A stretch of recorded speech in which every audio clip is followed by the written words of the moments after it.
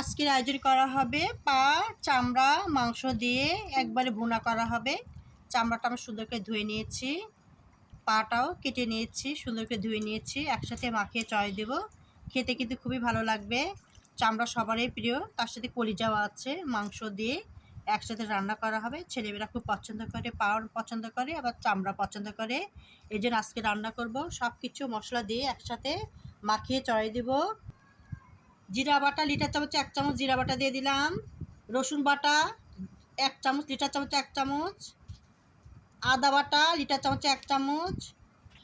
মরিচ বাটা 2 টেবিল চামচ দিয়ে দিব। গোটা গোটা রসুন দিয়ে দিব। গোটা রসুন দিয়ে ভুনা করা হবে, খেতে ভালো লাগবে। ধনিয়ার গুঁড়া লিটার চামচে 1 চামচ। হলুদের গুঁড়া 1/2 চামচ দিয়ে দিচ্ছি পরিমাণ মতন।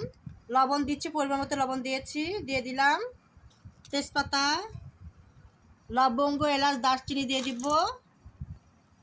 তেলটা পরিমাণ মতো দিয়ে একবারে মাখিয়ে চয় দিব। পেঁয়াজ কুচি দিয়ে দিচ্ছি,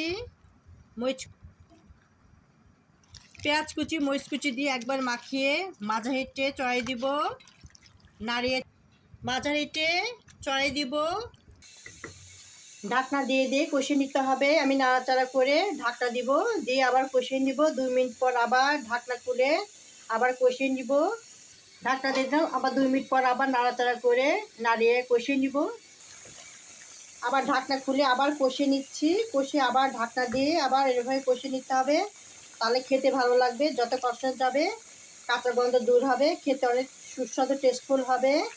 কাঁচা গন্ধ থাকলে যে কোনো তরকারি খেতে ভালো লাগে না। জিরা, গরম মশলা আর ধনে একসাথে গুঁড়া করেছি ভেজে, সেটা দিয়ে দিচ্ছি। আরও সুন্দর গন্ধ আসবে, খেতে আরও সুস্বাদু হবে।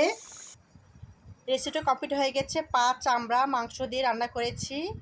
দেখতে পাচ্ছি কতটা লোভনীয়। বাচ্চাদের খুবই পছন্দ করে, আমারও পা পছন্দ করে। রেসিপিটা ভালো লাগলে যারা ফেসবুকে দেখছেন তারা ফলো দিবেন, যারা ইউটিউব থেকে দেখছেন সাবস্ক্রাইব করে বেল বাটন অন করবেন। পরবে নোটিফিকেশন ভিডিও যেটা আপনারা দেখতে পারেন, লাইক করতে পারেন। আপনাদের কাছে অনেক শুভেচ্ছা ভালোবাসা রইলো। তার সাথে রসুন আছে, রসুনটা খেতে আরও বেশি মজা লাগে। দেখতে পাচ্ছেন। আল্লাহ হাফেজ।